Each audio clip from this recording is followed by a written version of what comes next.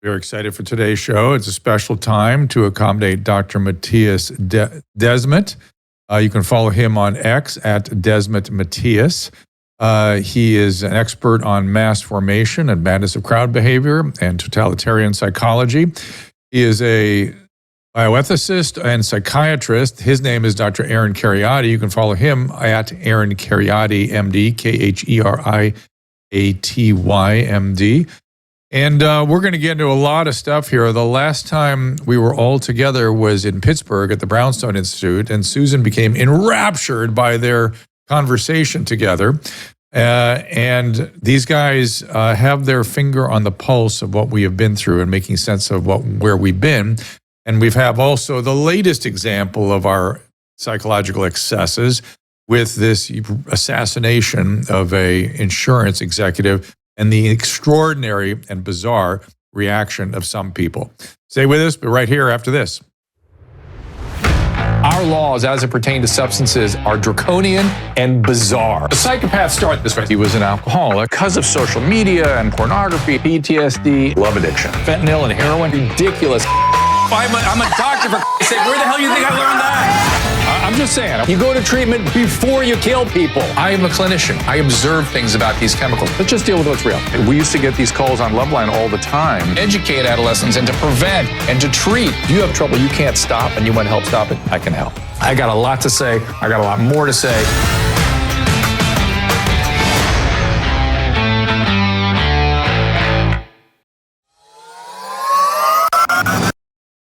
I'm excited to bring you a new product, a new supplement, Fatty. I take it, I make Susan take it, my whole family takes it. This comes out of, believe it or not, dolphin research. The Navy maintains a fleet of dolphins, and a brilliant veterinarian recognized that these dolphins sometimes developed a syndrome identical to our Alzheimer's disease. Those dolphins were deficient in a particular fatty acid. She replaced the fatty acid, and they didn't get the Alzheimer's. Humans have the same issue. And we are more deficient in this particular fatty acid than ever before. And a simple replacement of this fatty acid called C15 will help us prevent these syndromes. It's published in a recent journal called Metabolites. It's a new nutritional C15, pentadecanoic acid it's called. The deficiency that we are developing for C15 creates something called the cellular fragility syndrome. This is the first nutritional deficiency syndrome to be discovered in 75 years and may be affecting us in many ways, and as many as 1 in 3 of us. This is an important breakthrough. Take advantage of it. Go to fatty15.com/Dr. Drew to receive 15% off a 90-day starter kit subscription, or use code Dr. Drew at checkout for that 15% off, or just go to our website, drdrew.com/fatty15. All right, I want to give our guests their due here. I'm going to spend a little time introducing them so you understand who they are and where they have been. Mattias Desmet is a professor of psychology at the University of Ghent in Belgium, author of The Psychology of Totalitarianism.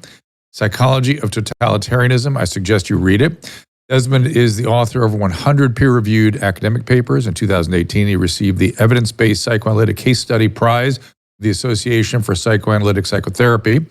Follow him on X, Desmet Mattias, Mattias, and learn more about him at mattiasdesmet.org.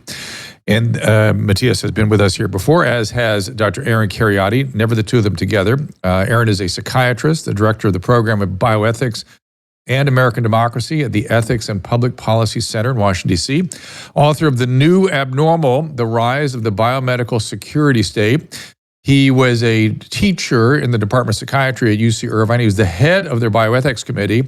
And when he dared to raise his hand and said, I've been preaching to our students for years that you must walk the walk when a bioethical transgression occurs, and it is hard. He said, the time has arrived for me. This is hard for me to say, but you do not have the bioethical standing to mandate vaccines to our students, at which point he was immediately put on leave and eventually dismissed. This is an egregious transgression. He then went on to be one of the plaintiffs in Missouri versus Biden, which is still working its way through the courts. Dr. Kheriaty can be found at aaronkheriaty.substack.com and also Aaron Kheriaty, MD, on X. Gentlemen, welcome to the program. Thanks, Drew. It's great to be with you. Drew. And Mattias in Belgium. I know we'll get you late in the day. We appreciate you being here. Let's start. Susan we're going to get into a little bit later this assassination of an insurance executive and people's reaction to it. But to me, it is just the latest manifestation of mass formation scapegoating, except that we have now graduated from the virtual scapegoating violence in social media, the cancellation scapegoating. Now we're actually graduating to the guillotines. We are actually now supporting or celebrating violent killing, which is the ultimate manifestation of mass formation. I'm going to start with Mattias. Take it from there, if you would.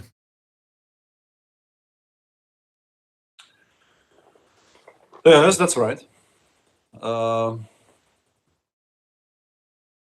Aggression is the ultimate manifestation of the last stage of mass formation. I've often described that. Like in the end, like when people start to feel a lot of what I often called freely floating frustration and aggression, they just are constantly and desperately looking for an object to take it out on. And in the end, no matter what object can be found, will be used. And in this case, of course, well, that's I agree that it's a strange phenomenon. It's a very strange phenomenon, which could be expected, of course, and which I also anticipated with my theory. But to see it happen in real time now is still something baffling to a certain extent. So, yeah, we see someone here, a CEO of an insurance company, who, for certain reasons, can be connected to certain frustrations which order in society, understandably to a certain extent, like many people feel put under enormous pressure by all kinds of institutions and by insurance companies. And when someone then makes the wrong, at the ethical level, the wrong move, people do not care anymore about ethical principles, but they just identify with that person, and they applaud what he did, no matter how ethically problematic it might have been. So I guess something like that happens here in real time. And Aaron, does that surprise you? I mean, we certainly have been upside down morally and ethically in this country, and this is just evidence of it for me. Yeah, I think that's right. I think there's an enormous amount of social tension, free-floating anxiety, as Mattias describes it. There's another social theorist, formerly at Stanford University, named Rene Girard, and he described the scapegoating mechanism that we see at play in this particular case of this murder that's being celebrated by so many otherwise ordinary, normal-looking people in society. That social tension builds up. Girard called it mimetic violence, that people begin imitating not only other people's behaviors, but other people's desires. And in this case, it's a desire to purge or expunge the evil from our midst, right? In this case, that's projected onto this individual who, whatever his faults might be, and perhaps the company that he was running was unjust or corrupt in various ways, as all large corporations to some extent are going to be, perhaps in one way or another. But then to place upon him all of the responsibility, or sort of the symbolic distilled injustice, right, that people are feeling, to place it all on this one person, and then come to believe that if we can only do away with him, if we can only, in this case, murder him, gun him down in broad daylight, then somehow we can, make things right or establish justice. And you see this scapegoating mechanism repeat over and over again in various societies throughout human history. You see it in the history of religions. You see it in the history of political societies. It's been very well characterized, very well described. But when you see it in real time with something like this, and in this case, it's probably amplified by the power of social media, it's very striking. So not only do we, today versus, let's say, 20 years ago, not only today do we have many people who are cheering on the murder of this innocent person, presumably innocent person, let's say, but they're doing it very openly and visibly and publicly because they can post about it on social media, or they can actually, follow and endorse the account of someone who's celebrating this, or someone who's been accused of this, or someone who's cheerleading this. It's very striking to see it in real time. On the other hand, given what we know about human history and given what we know about human nature, everything that Mattias has described, René Girard and others, it shouldn't surprise us, but it's still shocking when you see it unfolding in real time. It's shocking to me because look, the whole thing has been shocking to me. I thought Mattias alerted me to the fact that I was wrong. This didn't end in the 20th century. I thought this was something that started in 1790 in France, and it sort of hit a peak in the mid 20th century. And okay, we did that. Lo and behold, now I find myself reading all the time about the what you're saying, Aaron, is it happens all the time in human beings. In fact, I'm thinking about the movie Master and Commander with Russell Crowe, where they suddenly they're at sea and there's no wind, and they all become paranoid and believe this one kid is the reason there's no wind, and he kills himself, or is going to be killed anyway if he doesn't kill himself. And then the wind comes back, and they're all catharsis. There's been a catharsis, and René Girard does talk about a catharsis as well in some of this. But that's right. Mattias, I don't know if you. Yeah, go ahead. You want to say something, Aaron? Go ahead. Well, there is a catharsis, but it's always only temporary. That's one of Girard's observations, is that there'll be immediate reduction of social tension, and probably some people felt some sort of catharsis when they read about the murder of this CEO. It was you. I heard it used. I heard the word catharsis used a couple times on cable news. They said, "Well, people feel a catharsis," and I thought you're not endorsing this behavior. That's the tragedy that they're feeling this way. Just so, and it's not going to last very long, because people are going to wake up in a week or two and realize, no, actually, my loved one still has cancer, and it's still a pain in the neck navigating, and or I was denied coverage for this procedure that I think I needed, or whatever it was that was being projected on this person, or the healthcare system as a whole is broken. And I don't trust doctors. I don't trust hospitals. I don't trust the whole machinery because of, whatever. This murder is obviously not going to resolve that.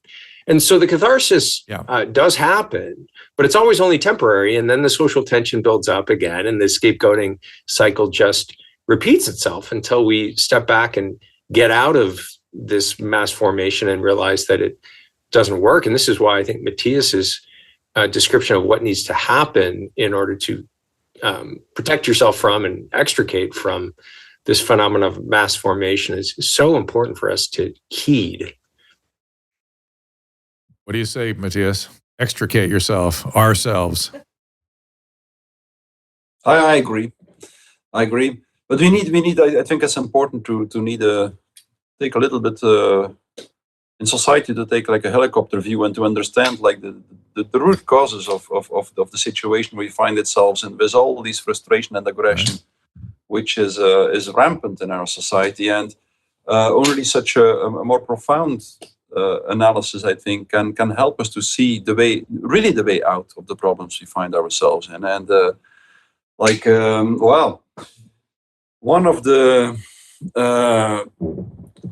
of the major problems, I think, is that in a certain way our entire culture prioritized rational understanding and the rational knowledge over ethical principles, which in a certain way led us into this atomized state. I don't know if you're familiar with that term of the atomization of society. It was introduced by the German philosopher Hegel, and he referred to this phenomenon where something in our Enlightenment culture, in our rational approach of life, as soon as we started to believe that rational knowledge, or what seems to be rational knowledge, should be the guiding principle in life, we got more and more lonely. And once people feel lonely and disconnected, they typically get more aggressive, of course, because as soon as you feel isolated with the other, as soon as you do not resonate anymore with the other, you do not feel that you and the other actually are part of one and the same unity, entity. As soon as you do not empathically resonate anymore with the other, all ethical awareness disappears in society. Like you could say that all ethical awareness, whether it is religious in nature or not, comes from this feeling of unity and empathical resonance with the other. And if that disappears, if people do not feel anymore that when they are hurting someone else, they actually are hurting themselves, then there is no limit anymore to the aggression and frustration in a society, and there is no ethical awareness, no awareness of ethical principles at all anymore, which could actually limit the aggression and frustration. So that's what we need to realize. Like the problems we find ourselves in now, both the fact that we are at the cusp of World War III, for instance, and all this ever increasing aggression in society, within families, within society in general, at the level of speech, also on the social media, they are the consequence of something. They are the consequence of the fact that something made us lose or diminish ethical awareness, and that in its turn was a consequence of the loneliness and the disconnection in society, which is huge. Like the use of all this technology at the moment, go on a train or a bus or no matter where, you see how everyone is watching his own smartphone. Nobody is actually talking anymore with each other, which means that the resonating, empathic resonance between people decreases day after day. And it's that in its turn is a consequence of the fact that it seems almost impossible to handle frustration and aggression anymore, and which leads to these strange outbreaks of aggression as we see now. It's bizarre to see, like someone murders someone and this guy becomes popular in a few hours of time across the world. So such strange mass phenomena will emerge more and more, of course, as the disconnection gets worse. I worry about the health of our families as the zone most responsible for developing, I think you called empathic attunement or resonance. But let me push back on one little piece, and that is religion throughout human history, really until kind of Christianity, involves sacrifice. And I would argue that Aaron talked about how the catharsis associated with scapegoating only lasts so long. The Aztecs perfected that. They understood that, and that's why they did it every day to keep the cohesion together. And then it seems like on some level, subconscious or otherwise, the Christians got it too, and their position was we can stop all the sacrifice now because this one guy is sacrificed. One guy got sacrificed for you, and he is God's guy. Therefore, we only have to do this once. And you can eat him and drink his blood every so often in this ritual, but it's still about sacrifice and still about scapegoating, isn't it, Mattias? Oh, yes, of course. But there is a difference, of course, between the seminal religious experience, which is an experience of mystical unity between yourself and the world around you, other people around you. It's the seminal religious experience, which is identical to the mystical experience, which is even identical to the experience some people have when using mescaline, which is identical to the near-death experience, to the Dionysian experience of the ancient Greeks. You could name a series of similar experiences, which all have one thing in common, that they refer to a state where the ego disappears, which means the psychological border between the individual and the world around it disappears. Also, a very young child is in this state. A young child, younger than 6 months, has no ego yet before the recognition in the mirror, and it also feels this direct unity. It can even not distinguish between itself and someone else whom it observes. So that state, which was the origin, the seminal religious experience, I think, that state which makes us feel that we actually are one with the other, is the source of all ethical awareness, and of all, it's the source, the origin of all ethical principles, including religious principles. But of course, the seminal religious experience more or less was institutionalized and became a system. It became a doctrine. It became a dogma. It became an institutionalized system, which in the end lost, in many cases, not always, but in many cases, lost all touch with the original religious experience, and was used, as every dominant discourse is, as a tool of power. A tool of power which, when a discourse becomes dominant, it usually loses its characteristics of truth speech, because it becomes the privileged instrument to become successful, to seize control of society, it becomes a tool of power, and so on. So that's what happens with every discourse which becomes successful. It loses its characteristics of sincerity and truth speech, becomes a tool of power, and as you said, it becomes the basis very often of a mass formation, which indicates an object of anxiety, an object of frustration and aggression, and a scapegoat.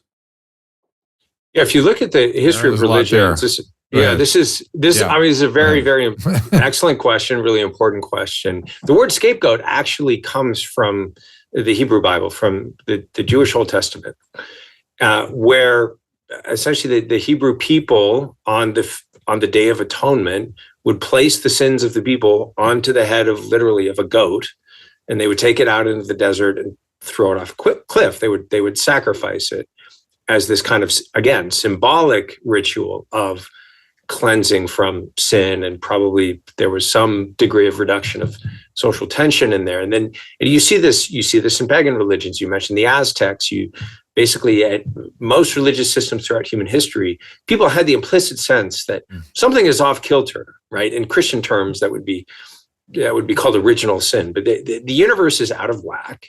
Society is out of whack in some ways. The human nature is off kilter. And something needs to be done to sort of make reparation for that. And then in some cases, this took the extreme form of actually sacrificing human beings, and not just animals or grain or something that was valuable to the community. Girard's insight about Christianity is interesting, because he said, yes, you obviously see that scapegoating mechanism in the story of the crucifixion. And it's a clear as a bell example of the scapegoating mechanism at work. But what the Christian story does to sort of turn that on its head is the revelation that actually, in this case, the victim is innocent. The victim in this case is entirely innocent, the most innocent, which, if we were to morally, ethically, spiritually, fully assimilate that truth, should rob the scapegoating mechanism of its power, of its social force, and should be, as you point out, should be the end of all of this repeated attempts to right all wrongs through the sacrifice of other human beings. But of course, we haven't assimilated that truth fully of the innocence of the scapegoated victim. And so, we continue to do it over and over again. We continue to place, all of our social problems onto the head of a CEO of a company, or some political leader, or, some other figure that becomes sort of the public object of this repeated mechanism. So there, I think one of the things that the story of the crucifixion, whether or not you're a Christian. The story of the crucifixion, if you read it very carefully, should remind you of is that the victim, the scapegoated victim in this case, is innocent. Maybe not wholly innocent, maybe not perfect like Christ, but certainly not responsible for everything that has been placed on his or her head. And as Mattias points out, this cannot be the resolution or the solution to the underlying social tensions, free-floating anxiety, loneliness, isolation, alienation that is currently infecting our society. It won't work. We could keep doing it over and over and over again. But any catharsis or relief or quasi-social cohesion that you get from this is only going to be temporary. It's going to be fake, right? Because I'm not hearing a clear solution from either of you. I'm hearing a dynamic that needs to be put in place, but I'm not hearing a solution. Is that because we don't have one? Aaron, you first. Well, I mean, look, the solution is anything that pushes back against the nature of the problem, right? So if the nature of the problem is loneliness, isolation, and alienation, then the solution is connecting with our fellow human beings in ways that are deep and resonant and grounded in friendship and solidarity and care and concern. So it's kind of a dynamic. I'm sorry to sound corny, but like love is actually the solution. I mean, it's the Beatles answer. We'll call it the Beatles answer. So, but I'm looking for, we're talking a lot about forces, and Mattias, I'll get you to answer this question too, that get put in place that are working against all this.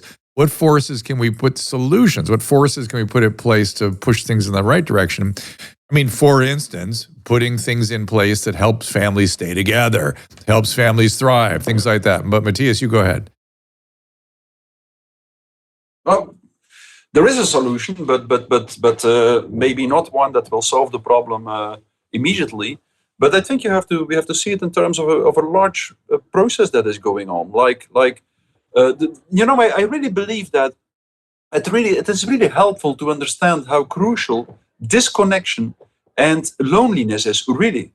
And to understand the connection with our rationalist few men in the world. We really isolated ourselves in a narcissistic shell throughout the last few centuries. And like this rationalist few men in the world made us believe that the world we can see with our eyes, the material world, is the real world, while all major scientists would say that that is not true. The world you can see is not the real world. Right. But anyway, started to believe that survival in this material world is the most important thing. We started to believe that the ultimate goal of life is to win the struggle to survive, and so on. And all these things isolated us more and more in our ego, in a narcissistic shell. And it's that what is responsible for the escalation of aggression, frustration, and so on, and which creates all this anxiety, which needs to be regulated through mass formations and scapegoating and all kinds of such things. And then, once you understand that, and once you understand a little bit the structure of narcissism and of the human ego, narcissism always means a psychological investment. It's investing your psychological energy, your attention, you could say, in your outer ideal image. As human beings, more and more, we started to believe that we are our outer ideal image, that we are our ego, meaning that our attention, rather than being invested in the human beings we are living together with, is constantly invested in the world of appearances, in our own ideal image, in this entire matrix of social rules we believe we have to live up to in order to be someone in this society. And that's the point. We disappeared behind, as a human being, as an ensouled body, as a body with a soul. We disappeared behind this narcissistically investigated outer ideal image. And as soon as you understand that, you understand what the solution is. The solution has to be situated at the level of the act of sincere speech, the act of speech, because exactly this is speaking sincerely. Exactly this is truth. It means articulating words in a very vulnerable way, which reveals something or which shows something that is usually hidden behind the veil of appearances. That's sincerity. It's deciding in a moment to put yourself at risk, to make yourself vulnerable by showing something that everyone seems to hide, but which nevertheless is the real and the truth. So the act of speech, the act of sincere speech, is pushing something you feel inside through the veil of appearances, through your ego. It's in a voluntary way, damaging your own ego, showing something that is usually hidden behind the ego, and in that way, creating a resonating connection. In that way, the bodies or the souls that are hidden behind this outer ideal image start to resonate again with each other. It creates a real human connection. No matter from which perspective you look at the problems we find ourselves in now, it's at that level that the real solution for the seemingly unsolvable crisis of our culture has to be situated. We see a society ruled by, in the grip of a propagandized mass, on the one hand. On the other hand, we see a group of people which start to become aware again how fundamental the truth and sincerity is to a human being. And this group of people, the more it masters the art of sincere speech, the more strongly it will be connected. And in the end, it will become energetically stronger than the propagandized mass. And that is the moment where the era of totalitarianism, the era of the reign of propaganda, and all the anxiety, frustration, aggression that is typical for it will be over. So that's at that level I situate a possible solution for the problems we find ourselves in now. I think, and I want to break it down a little bit, and I will, Aaron, I've got to take a break, and we'll pick up right with your comment. Okay, write it down. Remember what you want to say. Don't leave me, because I'm sure it's something significant. We'll be right back. You can follow Mattias on MattiasDesmet.org. Also, X Desmet Mattias. Aaron Kheriaty at Aaron Kheriaty, MD, Kheriaty. The New Abnormal is his book. The Psychology of Totalitarianism is Desmet's. We'll be right back after this. The Wellness Company knows that taking charge of your family's healthcare is a top priority, and being rationally ready, and who knows what the future will hold for us. Now, TWC has a service to cover your family's medical needs, including and especially prevention. For just $100 a month, the One Wellness Elite membership includes 2 free medical-grade nutraceuticals per month, free prescriptions for over 800 of the most common medications, access to concierge telemedicine, available at a moment's notice, and a 15% discount on all supplements and the emergency kits. 15% off the emergency kits. That's quite a saving. So if you're spending $100 or more on supplements and meds every month, this plan will already save you money. If you sign up for a year, you'll save $200. And when you use the link, drdrew.com/TWC, you'll get 10% off the first payment to the One Wellness Elite membership. Check out One Wellness at drdrew.com/TWC and get 10% off your first payment. drdrew.com/TWC. It's all there. I ain't Dr. Drew. Dr. Drew. You want to spend the whole session talking about Dr. Drew? There you go. Even you call him Dr. Drew.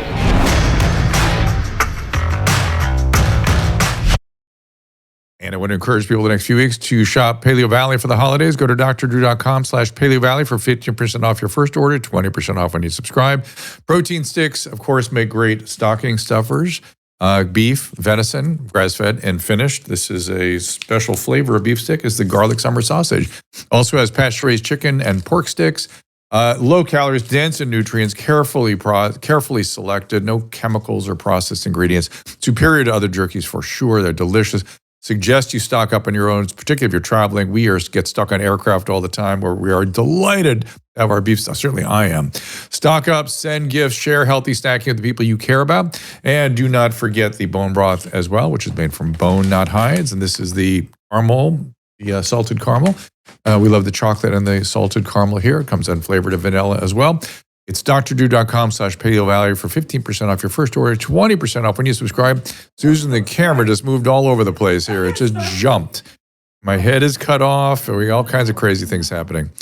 All right, let's get back to this conversation. As I promised, Dr. Aaron Kheriaty, psychiatrist, director of the program in bioethics and American democracy at the Ethics and Public Policy Center, Washington, D.C., and Mattias Desmet, who is a professor of psychology, University of Ghent in Belgium. Aaron, you were about to comment. There's been a lot of research in recent years on the psychological and social effects of forgiveness, Drew. And you can only forgive someone if they have actually wronged you. And we are, because of our selfishness, our narcissism, our wounded, fallen human nature, we are going to hurt one another. That does happen. And people have been sincerely hurt. Everyone has to some extent, some people much more than others. So there's a lot of suffering people out there. And there's various ways to try to contend with that suffering. Retaliation and scapegoating would be a very common mechanism to try to deal with the aggression, anger, hatred, resentment, and so forth that stems from those wounds, from having been wronged, in many cases seriously wronged. Forgiveness is giving something to someone that they don't deserve. It's letting go and relinquishing that anger, hatred, resentment, and desire for revenge. It can be an interior process that doesn't necessarily entail that I reconcile a relationship, right? I can forgive someone who has abused me in a relationship without getting back into a relationship with that person. The forgiveness process can be an interior process of letting go of that anger, hatred, resentment, and so forth. To me, that is actually, it's a much more difficult process to undergo. It's very, very hard. Sometimes forgiving someone who sincerely wronged you is going to be one of the most difficult things a human being can do. But if you don't engage in that process, what are you left with? You're left with this cancer inside of you that eats you up and then finds an outlet in things like a public murder that I then go online and celebrate because it feeds into that desire for vengeance that's been stewing in me for years, or even in some cases, maybe for decades. And again, at the risk of sermonizing, we can just go back to that paradigmatic example of Christ's crucifixion, the centerpiece of which is he's there hanging on the cross, being tortured in the most gruesome way that the Romans could have devised. And he's praying for his persecutors. He's saying, Father, forgive them, for they know not what they do. That perfect act of love and forgiveness, even for those who were harming him in the most egregious and unjust possible way in that moment. So yeah, I mean, we could talk about love, but how do you actually make that real? Well, examine your life, examine your interior dispositions, and ask yourself, okay, who's hurt me, who has wronged me. And then go through a process of trying to relinquish and let go of the ill effects of that. This is very characteristic as part of the 12-step programs that many recovering alcoholics and people recovering from other addictions have to go through. You understand this very well, given your medical background. Drew, right? You take a moral inventory. I think it's step 4, right? And then you go in subsequent steps, you go through this process of trying to make amends and make apologies and seeking forgiveness from others, but also offering that to others who have wronged you. This is a very powerful process. It's not easy. Many people find support for this. Well, it's interesting. It starts with resentments and fear, right? Mm-hmm. And then the people that talk about these inventories will always joke about or sort of put it in, it strikes as funny when they say, yeah, I hated this person, she was whatever, she was angry with me because, well, I had to have my quart of vodka every night. In other words, there I was in this equation every time. I was resentful, Exactly. but really when you get right down to it, there I was in the middle of it. So you have to own your piece in a completely open and honest way.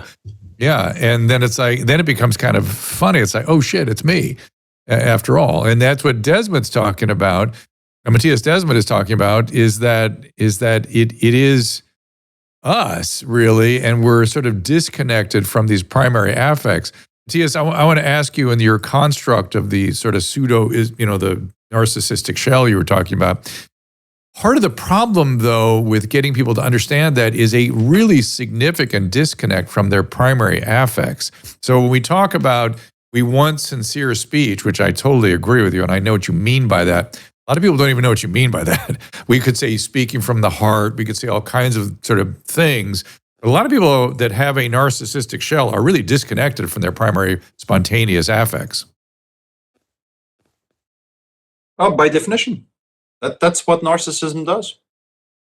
It literally focuses your attention on the outward appearance. Initially, for a child, that's merely the outward appearance of its body. Later on, it's the car you're driving and the social status you have, the money you have, doesn't matter. The ego is much more than just the outward appearance of the body. But initially, just the outward appearance of the body, literally, it draws all your attention outwards.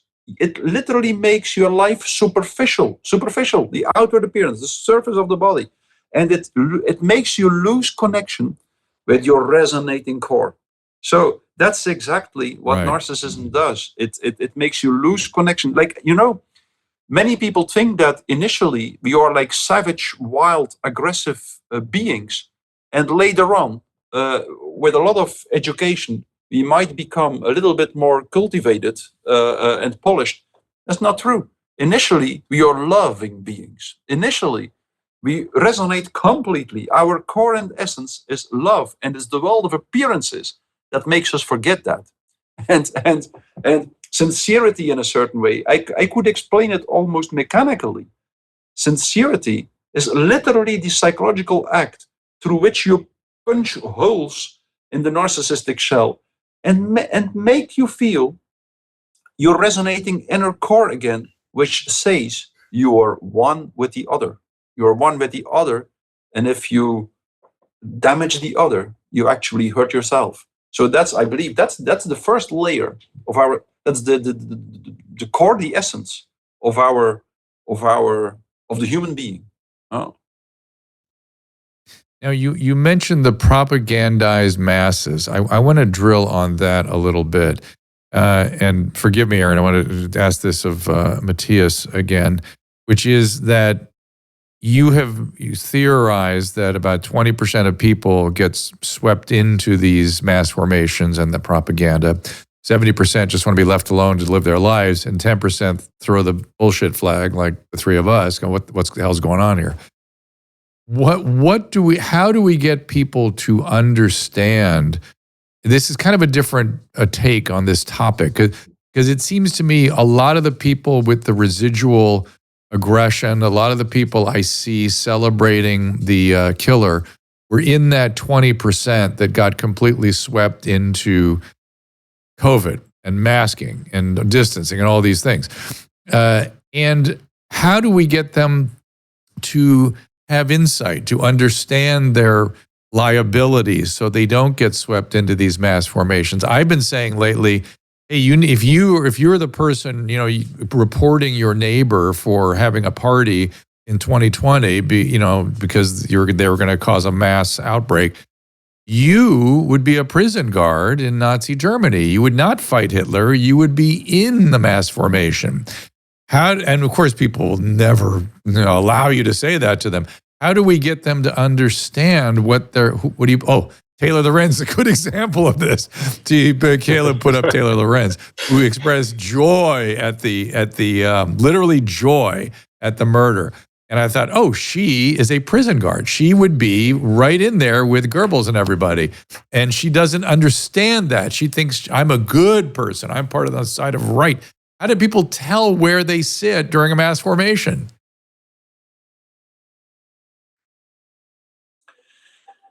Yeah, how to wake someone up within a mass formation is the $1 billion question, I would say. That's the point. Like everyone who studied mass formations has concluded that it's so extremely difficult. And one thing for sure, rational argumentation usually won't work.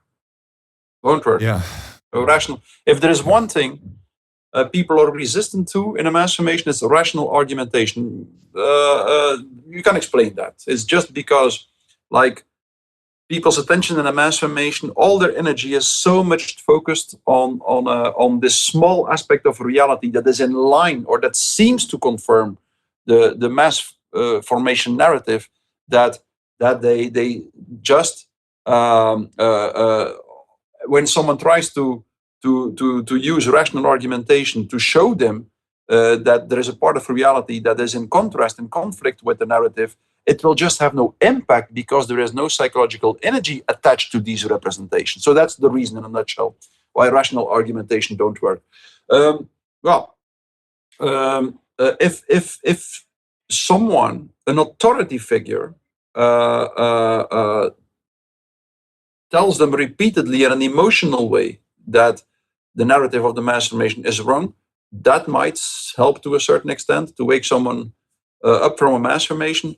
But the problem, of course, there always is that people situate authority only in these leaders or these propaganda makers or just these people who confirm the mass narrative. So usually it's good to understand or good to suppose that it will be very difficult to wake someone up who is really in a mass formation. But, and that's important, of course, and that's crucial, the people who continue to speak out, I repeat that time and time again, they might not be capable to wake up the people in a mass formation, but they will nevertheless have an effect on the people in a mass formation. They will usually have the effect that the mass formation doesn't go to the last stage. Gustave Le Bon mentioned that already in the 19th century, in his book, The Psychology of the Masses, The Psychology of the Crowd. He said, like, the people who speak out in an as quiet way as possible, not trying to convince too much, but just speaking out in a quiet way, not trying to convince, but rather trying to testify to your feeling that the mass narrative is wrong. If you just speak out in a quiet way, you might not be able to wake up the masses, but you will prevent the masses from going completely cruel, from going to the last stage where they start to eliminate everyone who doesn't go along with them. So that's just crucial. If there are enough people who continue to speak out in a sincere way, they will prevent the masses from going to the final and most cruel and destructive stage. So these dissonant voices, they constantly disrupt, interfere with the mass formation or the mass hypnosis. And that's what propaganda makers know very well. If your propaganda wants to be really successful, you have to make sure that your voice is the only one who is heard in public space. Everyone knows that. And that's what propaganda makers always try to do. They try to censor dissonant voices because intuitively they are aware of the fact that these dissonant voices prevent the propaganda from reaching its full efficaciousness. It feels like Rumble and X are two platforms where you've been able to fight that back a little bit, and we should celebrate them because they've made a big difference. So we can stop this just short of the reign of terror, Aaron. Sounds a little dicey, but good. It's funny. I'm going to let you comment on what Mattias said, and I'm going to throw a little something more into the mix here. I was very preoccupied for some reason before COVID. I got very preoccupied with changing people's minds. I was aware that something was going on, that people were getting weird in terms of their belief systems. And I kept thinking to myself, how would I change a flat earther's point of view? Like, what would I say? And there was a podcast around called You Are Not So Smart, where he too was just looking at and analyzing all these different theories about changing of minds. And the one thing, he said exactly what Mattias said, you can't change their minds. In fact, if you change them in one area, they may double down in another. But the goal becomes changing their world view. They have to be able to look at the world a little differently. I think, did Mattias say something exactly like that? No, but in line with the mass formation, that's what you said. The information has to be in line with the mass formation, but what can be out of line is if you, not the information about the mass formation, but how do you feel about the world right now? And can we change that? Aaron, you go ahead. So I think getting on X and arguing in the comments section with Taylor Lorenz is a project obviously doomed to failure, and which is why none of the three of us is spending a lot of time doing that. We all intuitively know we're just going to get stuck there in an endless, infinite loop. I thought about going after Keith Olbermann today, by the way, because I always like Keith Olbermann personally, and it's bizarre to me that he's attacking me. So I thought I might troll him and see what the crowd does, see what the mob does. Yeah, it's the crowd. So that's the key. That was going to be the point that I was going to make. I mean, the only reason to have public debates with someone like that, if there is a reason, is not for them, but for the person who's listening, right? To see how an individual like that behaves versus how you behave in conversation and in public discourse, to reach the muddy middle majority of people that are not in the 20% who are already entirely hypnotized and who are not going to budge, and not in the 10, 15% who are not drinking the Kool-Aid, but who can be swayed either by reasonable voices on one end or by propaganda or the hypnotized mass on the other end. Those are the folks that we're trying to reach. And just to use those two examples that you just mentioned, right? If they convince 60, 80% of the population of what they're saying, that's only going to strengthen their own convictions. But if they find themselves in a 20% minority where the rest of the population is not going on and going along with them, that might be the only occasion for them to introduce some doubts into their own thinking, because these people are so mimetic and they don't have an original thought in their head, right? None of Taylor Lorenz's ideas are ones that she dreamed up on her own. They're all borrowed from some weird zeitgeist, and always moving in this kind of toxic direction. And so I think it seems to me that the answer is not to try to persuade those people. If you do engage with them, realize that you're not actually going to persuade or change their mind, but you can do that as a demonstration to the onlookers of maybe a different way of engaging in public discourse and a different set of ethical principles that you're trying to advance, and so forth. So those are the folks that I think we're really trying to reach, the people who are sitting back quietly, just observing and listening and trying to get their bearings. We need to be a voice in the public square. And I say we as though I'm always behaving virtuously and I'm never prone to mass formation myself. I mean, all of us are vulnerable to these things. All of us are vulnerable to being wrong. So also the epistemic and intellectual humility to recognize that we don't have all the answers, and the stance that I have all the answers and I'm one of the righteous rather than just another flawed, imperfect, sinful member of the human species. I think that's important as well. And that was the, I got to tell you, that was the part that I found most challenging during the darker hours of the international mass formation, which was, which side am I on the right side? Am I on the wrong side? Am I in the 20% or the 10%? It's hard to tell when it's underway. Yeah, I think that's right. And I think whenever I speak, assuming that I am not infallible and I could be wrong, and I want to maintain an open disposition, which feels vulnerable. I mean, intellectual certainty provides some sense of security. That's why people seek it out so fiercely and cling to their ideas so fiercely. And so to be able to let go of some of that security and just, I'm open to being persuaded. I'm open to being convinced, and let's learn how to have civil dialogue and debate. I mean, that's the Socratic method. That's the scientific method. And Mattias, I have been aware that irrational certitude has been afoot for quite some time. Is that part of this? Well, of course. Yes. Certitude is the most problematic. Is the most problematic state a human being can find itself in. We need to be mature enough to be uncertain, to doubt, and at least at the rational level. But I wanted to add one more thing to the conversation. Like, what can we do about it? Like very often, of course, like when we see someone who really is into the mainstream corona narrative, we feel a certain impotence. We feel like, okay, we cannot convince that person, make him see the irrationality of what we think reality is, and like, but that's the point. Sometimes we just have to do something at a completely different level. And like, for instance, give that person a pumpkin you grew in your garden. Go to him, say, hello, here, do you want a pumpkin of me?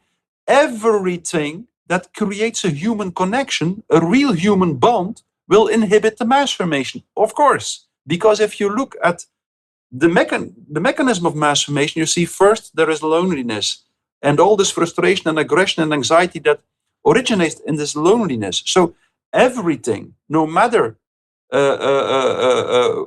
at what level, that creates a real connection will make these people a little bit less convinced of his narrative. That's a strange thing. This person won't understand what happens, but he will just feel it, like, okay. He will be less fanatically convinced of his narrative. Everyone who is connected with someone else is more open to someone else's opinion. So I think that's something very important to understand. Each act of sincerity, even if he's not related at all to the topic of the subject of a mass formation or to the narrative, inhibits the mass formation.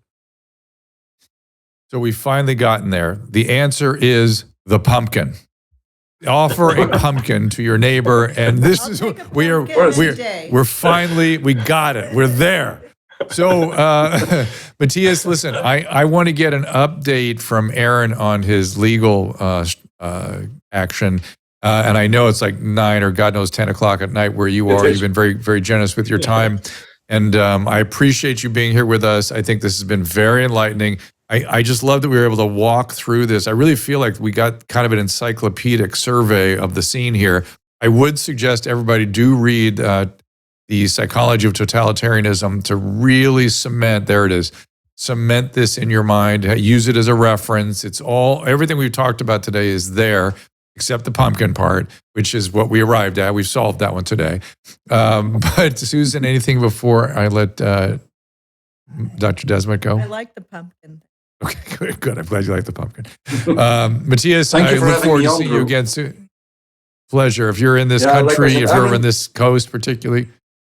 The two of you together, I hope you will tour around and advocate on behalf of this solution because, I hope people understand what we're talking about. To me, it's crystal clear, and you guys lay it out with great clarity. Put Jordan Peterson to shame. Well, I bet he would love this conversation, actually, and he might have some interesting sort of anthropological kinds of ideas about how this has been around and how to actualize it. So, all right, Mattias, thank you so much. I'm going to talk to Aaron for a few more minutes, and we'll hope to see you again very soon. Thanks, guys. Happy holidays.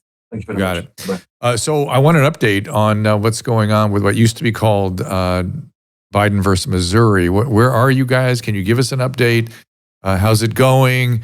What's going on with, does UC Irvine apologizing? Are they recognizing anybody? Well, you know why I have the huevos to say that now, because essentially Jay Bhattacharya, the new president, came in and said, we need to start talking. And then the ultimate poetic justice is now we have Jay as the head of the NIH. It's just like, oh my God, this is like a movie I'm watching.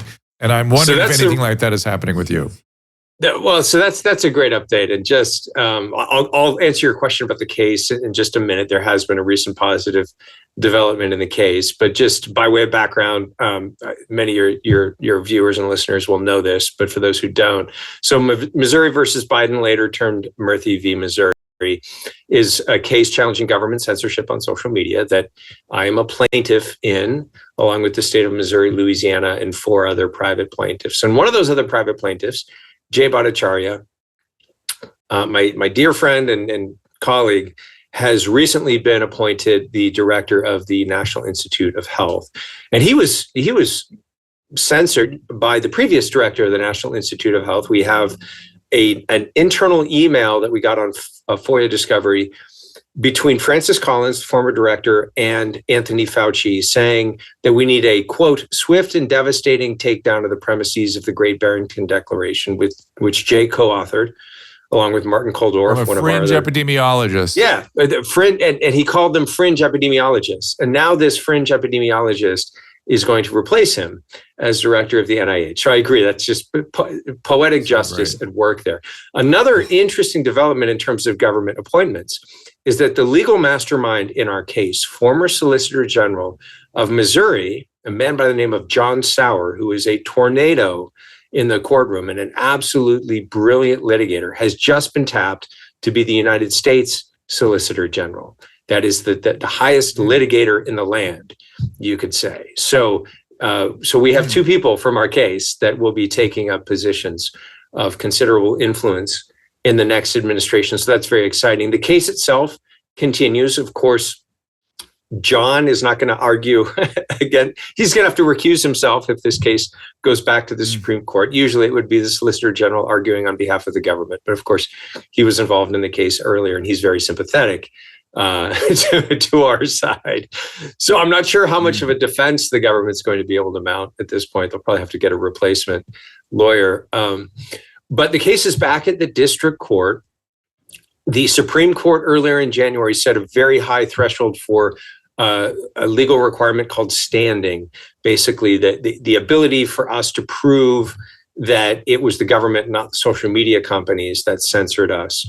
And so according to that strict criteria, we petitioned the court again for additional discovery. That means we're going to learn a lot more information. We're going to have more depositions of defendants. We're going to have more documents that we recover that were previously, private communications between government and social media companies. So, and the court granted that request for additional discovery to try to help us establish standing.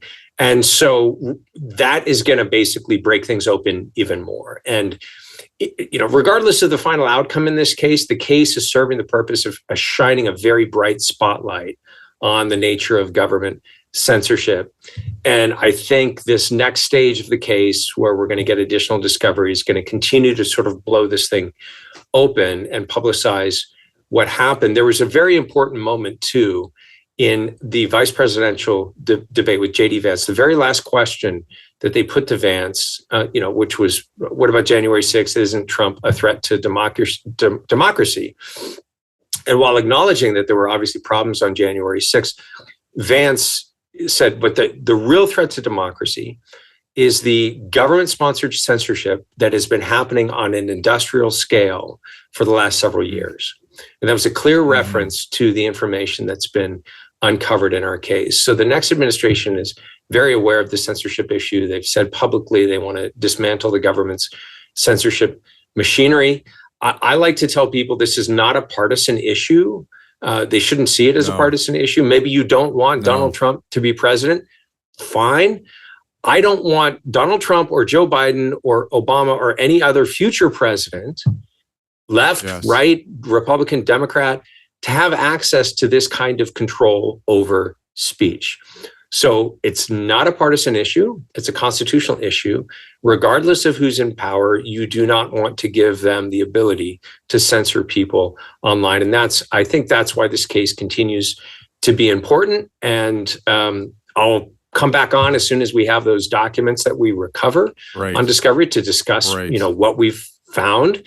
Mark Zuckerberg, one other quick update on this case, was just a month or two ago, leading up to the election. I think he probably saw the writing on the wall and wanted to establish a good relationship with the next administration. And Zuckerberg published a letter admitting exactly what we had accused the government of in this case, saying, yes, the government did pressure us to censor during the 2020 election and during COVID. And I regret that we caved into the government's demands and threats on several of. I mean, it was a really extraordinary admission. Yep. From the inside, from the someone at obviously one of the biggest platforms out there, admitting precisely what we had alleged in the case. So I think at this point there can be no doubt that this was happening. I think there can be no doubt that it violated the United States Constitution and the free speech rights of hundreds of thousands of Americans, literally, on social media. So, at the same time, we've seen the poetic justice of one of our plaintiffs now taking over the NIH, which funds 85% of biomedical research in the United States, obviously hugely influential for the future of science and medicine in this country. And the lead legal mastermind in our case, that the man who argued the case at the district and appellate court level last year has now been tapped for this, very important role as the Solicitor General of the United States. So I would say we're on the right track with Missouri v. Biden. Good. Who knew this would be your life when you were back there at UC Irvine? Can I tell you something, Yes. Dr. Kheriaty? Yes, Susan. Kheriaty. Kheriaty. We could not go live on YouTube today. So I don't find it a coincidence that you're on here talking about free speech and we've been censored on YouTube. Yeah. Interesting, right? Yeah, YouTube is still at it. They're one of the YouTube worst. Is still at it.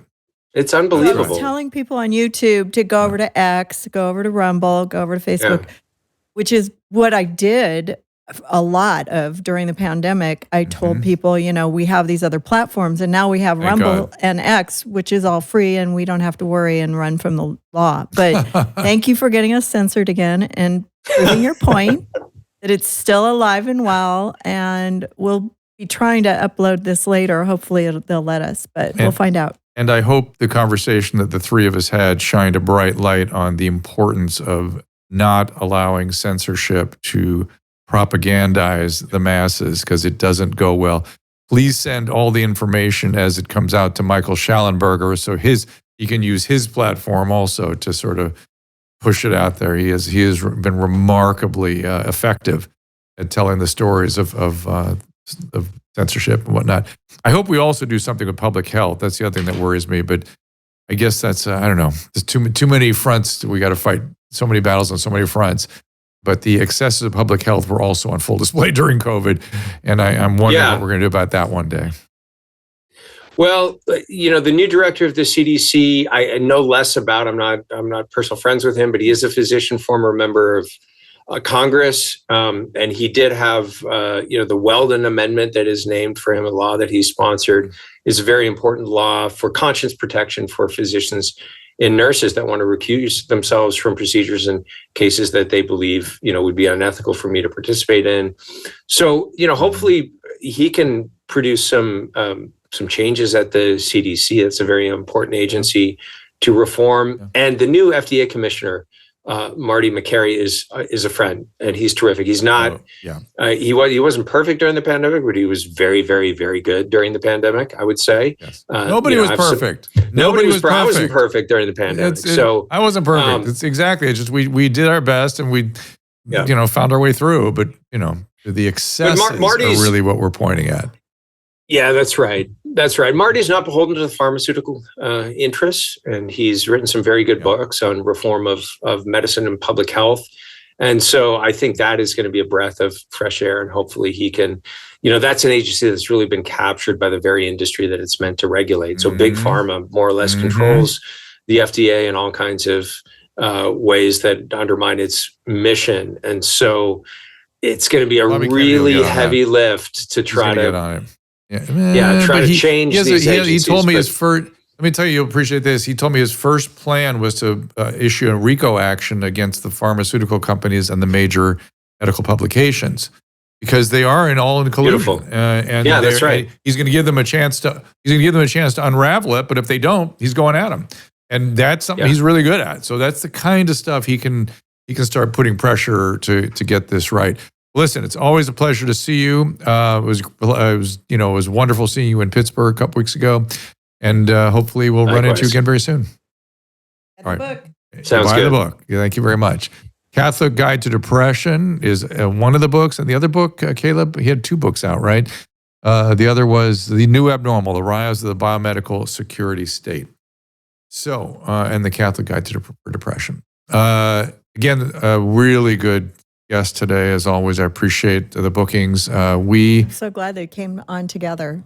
That was your call, right? Susan was in rapture. You can find their Brownstone lecture probably online too. You can find it on the Brownstone YouTube channel. Yep. So they were the first panel on the first day of the event. I think it was the first day you attended. No, I think it was the second day of the event, I think. But hey, you'll find them. They'll gotta find them I there. could be wrong. So, So that was good. And I'm so pissed off at YouTube right now. I can't even tell you. I know. I'm so used to it. I was watching it and people said, "Oh, there's 14 people here right now, and we're waiting. Is this live?" And I'm like, "Yeah, it's live." And then I went over to YouTube and I was like, "We're not live." Yeah. So I hope Caleb can upload to the YouTube channel, although I don't want their blood money. But I'm going to try to upload it right after this guys. once it finishes processing. Guys. Good. I never promote YouTube, by the way. So I always. This is an important conversation. We got to chop this one up and push it out on social, because there's some real pearls those guys dropped today. Yeah, but listen, Drew, this is the most important thing about today. It's that you need to stop prostituting yourself. Stop prostituting yourself, Drew. Oldman. There it is. You just got to stop it. Please forgive him, for he not knoweth what he said. Wait, when did he say that? That's this morning. Right? Something earlier this morning. Yeah. I had to go find what Drew mentioned. I was like, I gotta go. What he didn't like nothing. He didn't like me on Hannity last night. Yeah, so whatever. Everybody, I'm getting so used to getting beaten up. I told you not to do Hannity. No, just joking. You did not. Actually, I was too tired to be the one doing the cameraman work. And I told you. I made you sit in a van where I look a little wonky. So you were really heated up last night, though. Well, because I had a lot to say, and I said it all again on Will Kane's show today. We said it in some version today across this conversation. And it's, we have 3 experts in here. We all agree this is not something subtle. If you want to, Rene Girard has a ton of material out there, is a name we brought up today. And he might be a little hard to penetrate for the average person. He has a very heavy French accent. I've been listening to his lectures in French lately. And they, same as the English ones. He's a Stanford professor. And he's actually a literary critic from the literary criticism world. And he's talking about how characters get into conflict by having a mutual mimetic source of desire that's generated from each other. It's kind of a wild theory. But the scapegoating was a great insight, and it made sense to everyone who particularly deals with narcissism or unregulated aggression. All right, so can we put up the upcoming guest and we'll sign on out of here? Caleb has to get on the road in about 6 hours. So Justin Hart in on the 17th with Josh Bernstein, Seth Dillon, Gad This Sad. was my wife's idea. She convinced me to get up at 4 a.m. Don't tell me drive. the problem. Jeff Dye might have to be moved there a little bit. Salted Cracker's coming back. Gad Sad and his sneaky effer theory. Can we say that actually? You heard of sneaky effer theory? Sneaky fucker theory, which is that in zoological system. On YouTube today, so who cares? Well, it's actually a term to describe what animals do to deal with an alpha male. They become sneaky fuckers. They pretend to be more feminine and sort of hang out with the females, and that's how they get to be a sneaky fucker. You have Salty Cracker coming. I saw that at the end of the month. So did you mention it? I did. A lot coming our way. We appreciate you all being here. Sorry about the YouTube mess today, but let's. I have a funny story about putting kids in the car, though, Caleb, just so you can look forward to yours tomorrow, your 7-hour trip. I drove to San Diego in peak traffic with 3-year-olds, and one vomited, and then the next one vomited, and then the third one vomited, and then I had to rinse them off in the in the gas station in their diapers with the water thing, that goes in the car. I was like with, one at a time, rinsing them all off. Oh yeah, that was lovely. I can't say anything. It doesn't matter what I say about my 2 children that were born at separate times. No matter what, you always have triplets over we me. win. You always My husband win. wasn't with me. I was alone in the car for 3 hours going. Well, wait, I need to call Taylor in here to listen to this. Taylor, you totally could have driven by yourself all those hours, and I could have stayed home. If one it's vomits, possible. the next one will vomit. Just so It's you know. possible. She did it with 3. All right, listen, have a good trip. We'll see you all next week. We are in on Tuesday at 3, Wednesday at 3, and then we will be out, I believe, on the 19th. So we appreciate you all being here, and we will see you next Tuesday at 3 o'clock with Justin Hart. Ask Dr. Drew is produced by Caleb Nation and Susan Pinsky. As a reminder, the discussions here are not a substitute for medical care, diagnosis, or treatment. This show is intended for educational and informational purposes only. I am a licensed physician, but I am not a replacement for your personal doctor, and I am not practicing medicine here. Always remember that our understanding of medicine and science is constantly evolving. Though my opinion is based on the information that is available to me today, some of the contents of this show could be outdated in the future. Be sure to check with trusted resources in case any of the information has been updated since this was published. If you or someone you know is in immediate danger, don't call me, call 911. If you're feeling hopeless or suicidal, call the National Suicide Prevention Lifeline at 800-273-8255. You can find more of my recommended organizations and helpful resources at drdrew.com/help.